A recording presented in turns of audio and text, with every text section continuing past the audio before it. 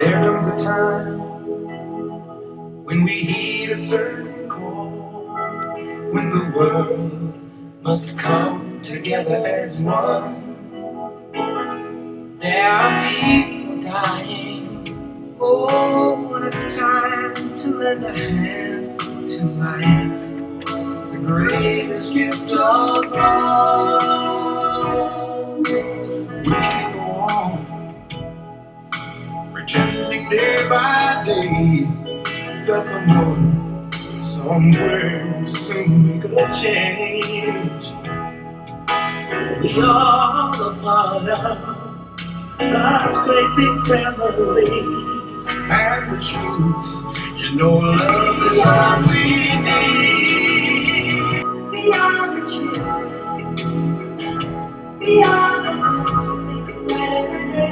We're at the campaign launching for Jahmal Cole, and he's running for Congress. U.S. Congress, 1st District.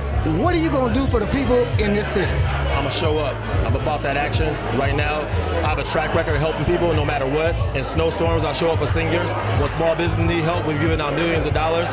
Teenagers need access to opportunities. A lot of kids in Chicago, they don't know no better because they ain't never saw better. We want to show them better, so exposure is key with youth. And for real, man, I'm tired of passing out turkeys. I want to actually bring policy change. These kids ain't getting their guns from Dick's Sporting Goods. They're getting them from across the border, so we need federal policies in place to stop that from happening. So I'm going to go to D.C. and get resources for mental health, resources for our seniors, and resources for our schools, bro. That's what I'm about. Well, we know you can't do it all, so what can the people in the communities do to help you make this happen? You know what? That's a great question. I think I always say 15 words. What's something simple that I can do that'll have a positive impact on my block? So what you can do right now is go to my website, cole22.com, sign up to volunteer. This is an action-based campaign. We're going to be out there shoveling the snow for seniors. I'm not just going to be coming out here and giving great speeches, decent speeches. I want you to come out here and get to work. So when schools needed painting, our volunteers are going to go do paints in them schools. So when seniors need PPE deliveries, we're going to be making them deliveries with this campaign. So go to my website, cole2022.com, sign up to volunteer. That's what you can do. He's never become too big for any of us.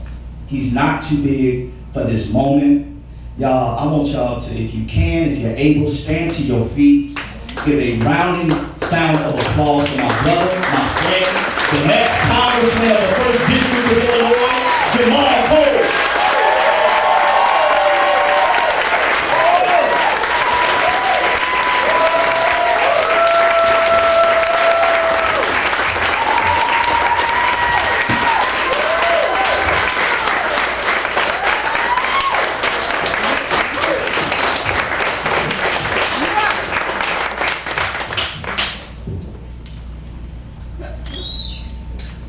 And when I say about that, y'all say action. About that! Action! About that! Action! About that! Action! About that! Action! Yeah! Hey. Recently I was talking to a high school student in Cole Park. I said, what you do this weekend, man? He said, I had a good weekend, Jahmal. I ate some good food. I got to travel a little bit. I got to dance. I said, what y'all have, a backyard barbecue? He said, oh no, I just went to Leak & Sons on 79th Street. This is the best funeral I've ever been to. The best funeral he ever been to. This kid was in 9th grade, he been to 15 funerals. Yep. Kids hit me up all the time, they say, Jahmal, I want some money for some Jordans. I said, what y'all started AAU?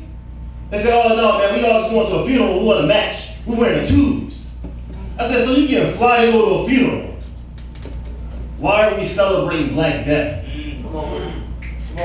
We done turned homegoing traditions into elaborate affairs. 100 cars back to back with orange sticker windows. Come on, man. I'm at the barbershop early today, and the guy waiting for a cut. He said, you know, I think after the pandemic, things done got worse. And my barber, his name is Nuri. He said, I disagree with you, sir, respectfully. He said, think about it. How could things get any worse than this? How could things get any worse than this, is what he said. And the guy was like, man, you know what, we need change. That's what everybody say, we need change. Y'all, at this rate, you don't have to worry about what the violence is going to be like on Labor Day weekend coming up. You don't got to worry about what the violence is going to be like next summer in Chicago. It's going to be the same. It's going to be the same until we change. That's because I don't care if I'm talking to people in a barbershop or a room full of legislators. Yeah. Things don't ever change until we change. Things don't get better until we get better. So starting tomorrow, you gotta ask yourself, what am I gonna do to make a change in the city's direction? What am I gonna do to make something different happen on my block? Now, if you don't do something starting tomorrow different, guess what? It's gonna be the same, man. If you vote the same, it's gonna be the same. Yeah, vote the same. It's gonna be the same. Hey, my name is Jahmal Cole. I'm a nonprofit leader. I'm a community activist. I've been fighting out the traffic corner on the south side of Chicago for 15 years. How about that action, man?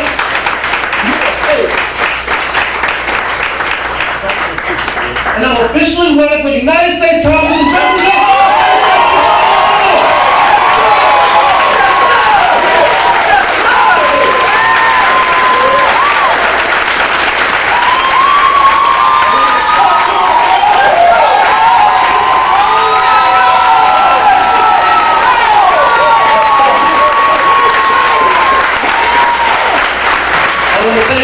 I want to thank Aaron Williams. You've been holding me down for years. Hold me down for years. Eric Williams in the Civil Room. You've been holding me down for years. I want to thank Devontae Boston for getting up here doing this thing. Such a great young leader, very inspiring. Thank you. I want to thank Tanya Hooks. I don't know a great block without a great block club captain. Although you're a great leader. I want to thank Mrs. Sharp. I wouldn't have a program as cool as it was for you. I love you, Ms. Sharp. I want to thank Will Calloway, a friend of mine and a spiritual leader in the city of Chicago. I want to thank my cousin Casey. I want to thank all of y'all for coming out here today. Thank you so much. Hey, it's an honor. It's an honor for me to share this stage with y'all because running for public office wasn't something I always thought I was going to do. Right? This wasn't something I thought was possible for me. Me and my friends, we grew up wanting to be rappers and basketball players. My rap name was Books, because all I did was tell stories about poverty and the struggle. I was nice too. Still nice,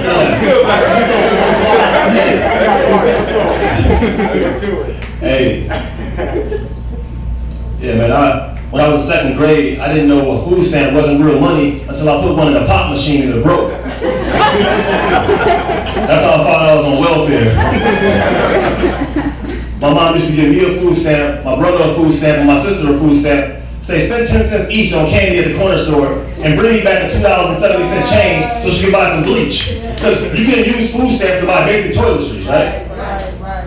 Me and my brother used to break into people's houses just to eat fresh fruit and cereal. We used to risk our freedom for foods that we didn't have, man. The first time I ever tasted lasagna was on a break-in. I ate it, and the first thing that went through my mind was, this must be what it tastes like to be rich. This is what it tastes like to be rich, is what I thought. This wasn't possible for me. I got caught stealing when I was 9 years old. I stole a trapper keeper and a protractor. My dad was proud when he picked me up from the police station. He said, my son got caught stealing school supplies. He gonna be a president one day. I'm running for Congress, Pops. Hey. You know? That's right. That's right. That's right.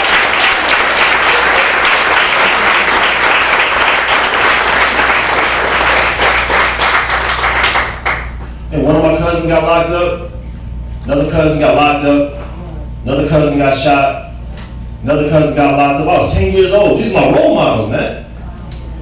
We played Bill Walsh football with John Madden together. They taught me how to ride a bike and swim. My mom was praying for the whole family. She took me to church 3 times a week. Could you imagine going to church 3 times a week? To keep me out of trouble, my mom took me to church. She taught me how to read the Bible. She taught me how to give public presentations. My mom was a Jehovah's Witness. She still is today. You know how Jehovah's Witnesses be knocking on people's doors early on Saturday morning, waking people up. That was me. That was me and my mom. My mom called it being out on field service. Spreading the good news about Jehovah's return. That's right. I'm laughing at my mom. Now, I didn't know that knocking on them doors and giving them presentations was training me to be a community leader. But it was. I love you, Mom.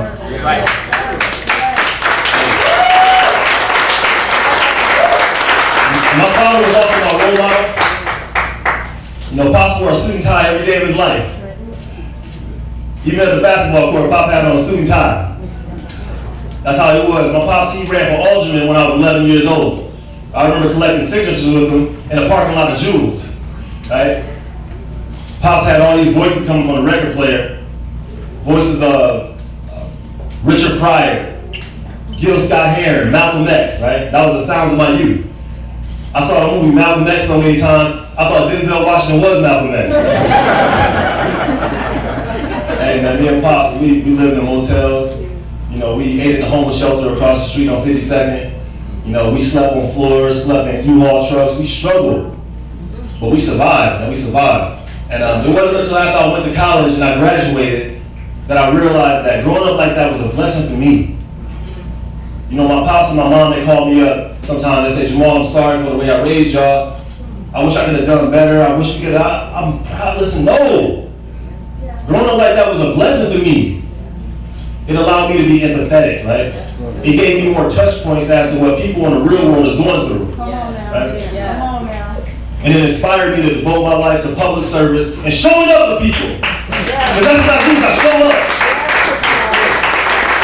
I showed up in 2009 when I started volunteering at Cook County Jail, writing rap lyrics for the young men as a form of therapy. All my friends was in jail. Hey, I showed up in 2013 when I started My Block, My Hood, My City. That was one of the most impactful nonprofit organizations in the country. We take young men from under-resourced communities and we show them the world on the corner of their blocks. Come on now. Talk about it, bro. Come on. I showed up throughout the pandemic when over 8,000 seniors reached out to my organization from 12 different states. We connected them to primary health care physicians. We did the contact tracing. We still doing deliveries to this day. We show up. I showed up when local businesses started closing down in the pandemic. I raised $2 million on my Instagram page in one day. I gave that money out to over 300 small businesses all throughout Chicagoland area. I showed up. I didn't have to do that. Ain't no grants for that. I showed up. I showed up during the snowstorms when the city of Chicago get overwhelmed by Mother Nature.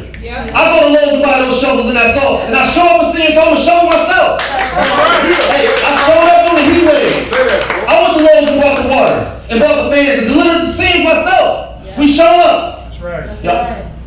I ain't doing it for the likes. Come on. I don't do it for the brand. This is how my parents raised me. Come on. This is who I am. Beautiful. I've been doing charity for a while. Now I'm doing reform. Come on. And that's the problem is, listen, I can pass out turkeys for Thanksgiving the rest of my life. But people still gonna be hungry on the 28th and 29th. On the 30th and the 31st, we still gonna have to go to work. Say it, I can give out emergency grants to families, small businesses, and community people, but people still gonna be dying of poverty, man. I can fund peace grants on major holidays to curb some of this violence, but still gonna be too many bodies out here, man. Y'all, I don't work with over 100 block clubs and disperse millions of dollars throughout Chicago. But I still feel like I can do more. I feel like that. That's right. I feel like my arms ain't big enough or my money ain't long enough to make sustainable change. That's the challenges we facing out here. They're entrenched. These ain't poor people problems, these are policy problems.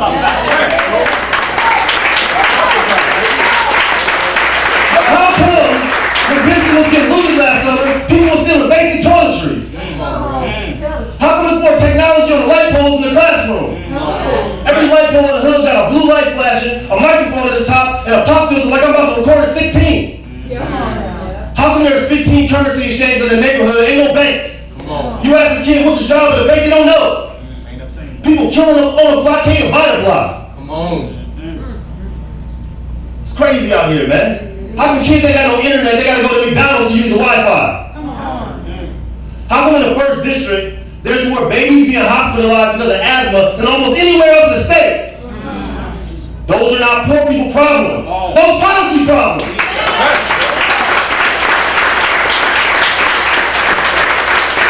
I'm from a new generation of freedom fighters. We showed up. Hey, we know what policies need to be implemented on the block level because we already doing the work. These policies ain't hard. Don't let them tell you they're hard. We know you need a computer and a broadband to be successful in school because we already put technology hubs in living rooms in the hood. Shout out to Diane Lavender and Rose and the kids off the block. We know we need more caretakers for seniors. Because when the city gets overwhelmed by climate change and all these basements start flooding, who do you think showing up for people? We doing the work on the block level. That's right. It's crazy, man. We know we need more public funds for mental health because we don't want coaching kids through their trauma. We know small businesses need access to capital because we already find creative ways to fund entrepreneurs. Who do you think doing that work? We know nonprofit organizations don't feel valued by the federal government because we already fight through the red tape. We put our money up to start our own program. My home in Portland is trying to start an after-school program. We already know what policies we need on the block because we already do the work. Facts, bro. What we need is a partner in federal government that can go to Washington, D.C., shine the nation's eyes on our neighborhoods, and fight for our ideas and programs that we already do on the block level.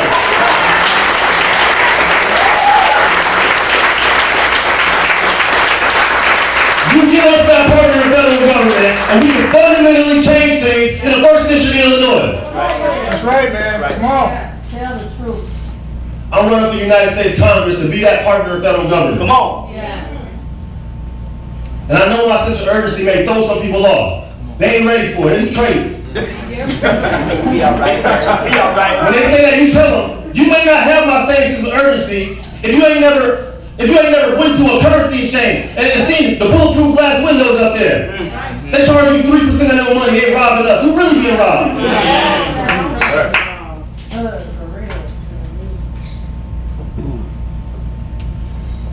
You might not have my same sense of urgency if you ain't never walked into the Walgreens and seen all the baby formula locked up. Come on now. You might not have my same sense of urgency if you ain't never turned on a faucet and been concerned of contaminated water coming out. You might not have my same sense of urgency if you ain't never seen people running for their life at a Family Dollar. This was just yesterday. I was right there. A mass shooting at Family Dollar. You might not understand why I say we don't have another 2 years to wait for a congressman to show up to work. Come on. Come on. That's okay with me. That's okay with me. I'm not running for U.S. Congress so I can be part of the status quo. No, that's right. Facts. Come on. I'm not running for U.S. Congress to make friends. I got my own friends. That's right. I'm not running for U.S. Congress to sit around and patiently wait for things to change while we do the same things over and over and over again, man. How about the action? Hey, this campaign is built on a vision that when you're not afraid to speak your mind, when you meet people on the block level, when you meet people where they at, when you have a track record of helping people, and when you show up, you're the right person to represent your community. Right? So what we're going to do right now, we're going to run this race with purpose and passion, with hunger and humility, with energy and empathy, and we're going to revitalize the spirit of the South Side and bring about change in the first district of Illinois. Thank you guys, thank you guys, thank you guys. Let's say about that, you say action, about that, about that, about that, about that, yeah.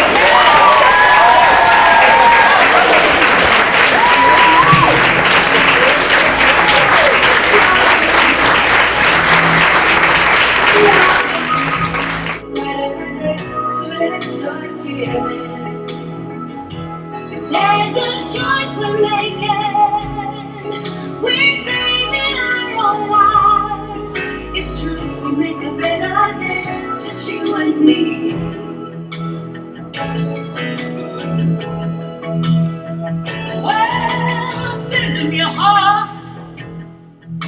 they know that someone cares, and their lives will be stronger and free.